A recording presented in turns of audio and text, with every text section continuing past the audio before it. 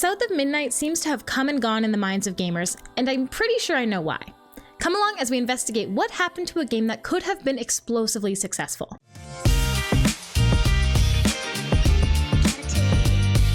Hey everyone, it's Sumi here, and today we're taking a look at South of Midnight. Unlike my usual reviews, I am making this one before I fully finished the game, since it's a bit longer than just one sitting, and I've already got a lot of thoughts. I do plan to make a full review when I'm finished the game though, so make sure to keep an eye out. In fact, make sure you like, subscribe, and click the notification bell to know exactly when the full review comes out. So let's get to it. South of Midnight was created by Compulsion Games, and it came out on April 8th, 2025 to... Well, at first it was pretty dang good reviews. It was nothing insane, but everyone seemed to like it. It was described as simple, but it was well executed. It was stunning and a beautiful experience. I don't even remember where I first saw the game, but I looked it up on Steam and it looked really cool from the trailer. I saw this really vibrant, modern folktale with a really intriguing premise, so I wanted to try it out. South of Midnight is a fantasy, modern folktale set in Deep South Louisiana. The game follows Hazel Flood, an 18-year-old girl whose mother gets swept away by a hurricane. Desperate to rescue her, she stumbles into the world of weavers, people who are able to see the strands of the tapestry of life that every person is a part of. Not only that, they are the ones that can mend the traumas that people experience that cause the tears in the tapestry. They bring balance back to the world and they help those who are hurt to heal. With these new abilities, Hazel is determined to find a way to rescue her mother. In the first 2 hours of playing the game, we're introduced to a huge variety of characters, including Bunny, Hazel's paternal grandmother, who absolutely knows more than she's letting on, Catfish, a giant catfish who also knows way more than he is letting on, and a whole lot of enemies also known as Haints. At first, I thought Haint was just a word that they made up for the game, but when I looked it up, it's actually another name for ghosts or restless spirits in the Deep South, spirits that for some reason haven't moved on to the next life. In folklore, to ward off Haints, you paint the roof or your porch Haint blue, and then you'll be fine. This concept is used a lot in South of Midnight, with different platforms that the player is able to jump on or hang off of, always having either blue paint on it to mark it or a bluish hue to it. I didn't realize this until afterwards, but now that I see it, it's a really cool detail. The game also slowly introduces you to different gameplay mechanics, such as double jumps, gliding, wall running, and spells. This game is a combination of a few different game styles. It's an adventure game with some free exploration play, but it also has a ton of combat scenes, where the player must unravel knots by defeating enemies, as well as platforming moments where you have to get from point A to point B. Well, I call it platforming, but I don't know if it technically counts as platforming, but whatever. I can confidently say that after 2 hours of playing, the storytelling of this game is fantastic. The dialogue and the visual storytelling is wonderful, the story itself is really intriguing and magical, and I really like the characters so far. I don't want to hype it up too much since I have zero idea how the game ends, but so far I really like what they've done with the story. The game integrates different story elements into the first portion of the game in really beautiful ways. For example, when Hazel finds the distaff, she can see moments from the past appear before her. The first time we see it, we follow a family of slaves trying to escape a plantation with the help of the last weaver, and we watch her form a bridge with magic, something that we are then able to replicate in the present. This game used a lot of story moments as ways to slide in the tutorials, which I really liked a lot. Overall, without spoiling it too much and from a place of not actually finishing the game yet, I really like the story and I think the direction it's going in is really, really interesting. Now let's chat about the graphics. I think that the graphics are amazing. The game is created in a really stylized way with a low animation frame rate for the characters, which kind of reminds me of how they animated the Spider-Verse movies. The game opens up with a really beautiful stop-motion animated scene, and the rest of the game feels like it follows suit in terms of style. The characters speak and move in jerky movements, which even further solidifies that stop-motion feeling. I had to turn all the graphics down to mid though, but I do think that's more of a problem with my PC than it actually is with the optimization of the game. I really do need to get a new graphics card. In terms of sound, the thing that stands out to me the most is 100% the music. Olivier de Rivière, I hope I say that correctly, offers one of the most stunning original soundtracks that I have heard in a while, with a really authentic southern sound. I feel like we were right in the bayou with Hazel. The brass, the guitars, the strings, everything just felt so cohesive with the world, and I am a huge fan.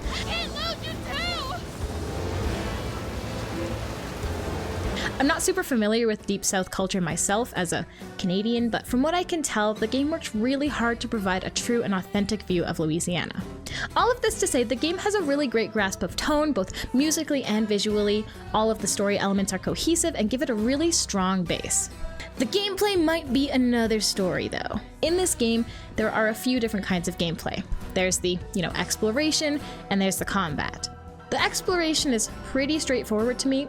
If you don't care about completion, then the path to the next event is incredibly clear. If you like exploring a bit, there are these little things called floofs that you can use to upgrade your skills that can be found scattered around. You get these upgrade materials through combat too though, so don't think you have to explore to upgrade, but it'll just take you longer to upgrade fully. The combat is also very, very straightforward so far, which is actually a bit of a drawback to me. In my 2.5 hours or so of playing, almost every combat fight so far has been about the same. You're in a little circular arena and you fight the Haints. Slowly you get introduced to more varieties of these monsters, but the combat itself is pretty much the same across the board. I have some reservations about the combat being so samey. I fear that if every single small fight goes exactly the same, that it's gonna get monotonous, especially as I get better at fighting each variety of Haint. Only time will tell, I suppose. That said, I'm pretty sure that there are boss fights in here somewhere. I haven't come across them quite yet, but from what I understand, from what I have seen, they are out there and they do exist. So in the full review that will come out when I complete the game, we'll chat all about that. Which reminds me, if you want to see me play this game live, make sure to come check me out on Twitch at twitch.tv/SumiGames7, where I'm playing every single Thursday at 6:30 p.m. until we finish it. That's 6:30 p.m. in Pacific. At the moment, the repetitiveness of the combat isn't bothering me, mostly because in the first few hours, the game is still introducing you to new combat mechanics and moves, so not every fight is the same, though I'm not sure how long it'll be like that. It's hard to be able to predict the moment where every fight is the same, but the enemies have like a little bit more health, I could absolutely see this being a bummer for anyone who likes a little bit more combat variety, so I definitely call this a flaw of the gameplay so far. Now that I've told you some of my initial thoughts on the game, let's chat about the actual question. Why is this game flopping? I say flopping, people are playing the game, but for the quality of the game and the fresh take on action and adventure games, I was really surprised that I hadn't seen anyone really talking about it or playing it at all. After doing some digging, I think I figured out at least a few reasons why it's not doing as well as it perhaps could have. One of the reasons is some controversy within the development team. Compulsion worked with Sweet Baby Inc. in the development process of the game, which has had its fair share of criticism. Part of it is that Sweet Baby Inc. has self-identified itself as an inclusion-focused company. They specialize in narrative consultations as well as representation consultations. Many have raised concerns about that, with the fear that games that they consult with would then center more about forcing diversity than creating a good story. In a game like South of Midnight, where its focus is very specifically on Deep South culture and folklore, some people might be wary that this company is involved and be concerned that the game might be too focused on the fact that there is a black female protagonist than it is with crafting a worthwhile game. I don't know if I would agree with that. I haven't had any feelings that the story is sacrificing its quality in lieu of making Hazel like a paragon of diversity. She's an ordinary girl who's now been thrust into a very unordinary situation. And the fact that the setting is deeply rooted in the history of the area, which immediately includes black culture and history, to me does not make it woke, like some are saying. I think that just means it has a setting, which isn't that not what we want from games these days, to have settings? I don't know. There was also some controversy about one of the community managers in Compulsion having some not so nice things to say about certain demographics of gamers a couple years ago, and that incident still carries over today for many people. I'm not exactly sure what went down on Twitter, but to this day her account is still protected. Because of some of these factors, I think some people are just avoiding Compulsion games, not necessarily South of Midnight itself. Surprisingly though, despite the fact that I would have expected that to be at the forefront of everyone's minds, it's not what everyone's been talking about. Along with that, there's been the unfortunate circumstance that within the same time frame as South of Midnight should have had to advertise and be relevant, several other major games have popped up. Games like the Oblivion remake, Expedition 33, two games that both had huge fan bases who were highly anticipating their drops, were released right after South of Midnight was starting to make the rounds and get some popularity. Many people are saying that this is the biggest reason that South of Midnight had traction and then just lost it so fast. There's just better games that came out that people would rather play first. Do I think that this is unfortunate? Absolutely. Makes me sad to see a game that I think should have a bit more buzz around it get overshadowed by other highly anticipated games. And the marketing for it was just not great.